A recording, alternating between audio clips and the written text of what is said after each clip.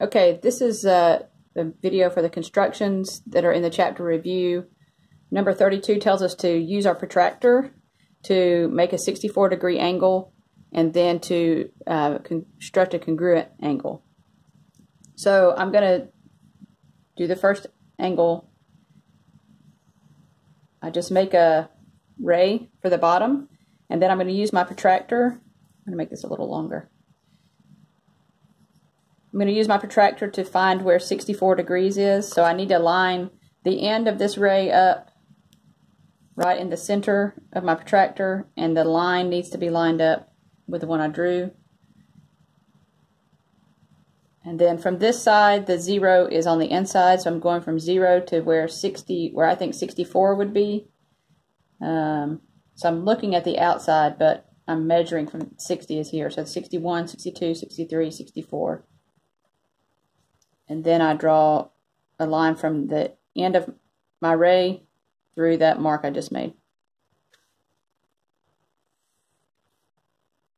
Okay, so that should be a 64-degree angle. Now I'm going to construct a congruent angle to that. So now I'm not going to use my protractor on this part. I'm going to just use a straight edge and my compass. So I'm going to make a ray that I think is at least this long, maybe a little longer.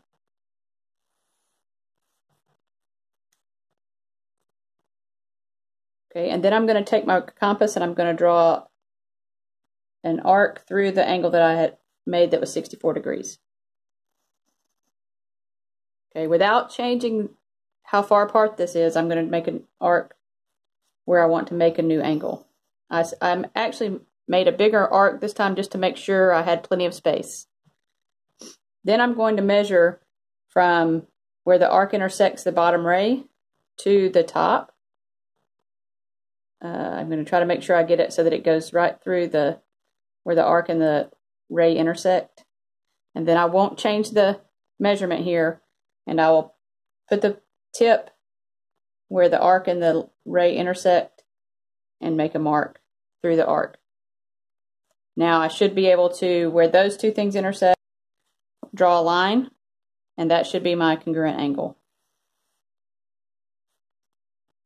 Now I can measure this with my protractor. I can't use it to draw it, but I can measure it and see if I got it close.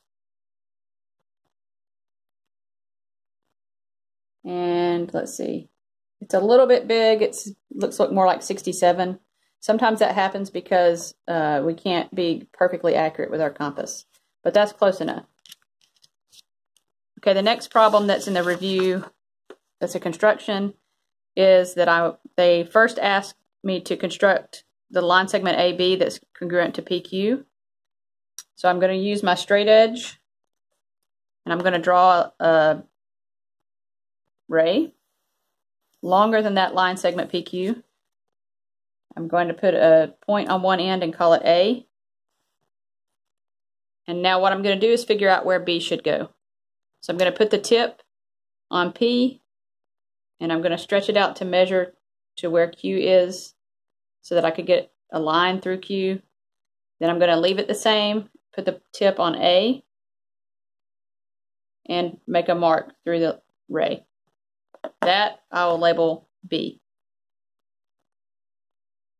So now this line segment AB should be congruent to PQ. The second part of this problem was to construct the perpendicular bisector of AB. So that's one reason I drew it a little further down. So I'm going to open my compass a little more than halfway, and I'm going to make an arc all the way through with my tip on A. Then I'm going to leave it the same distance apart, move the tip to B, and draw another arc, making sure that they intersect, the two arcs. Now this is where I'm intersected from top to bottom.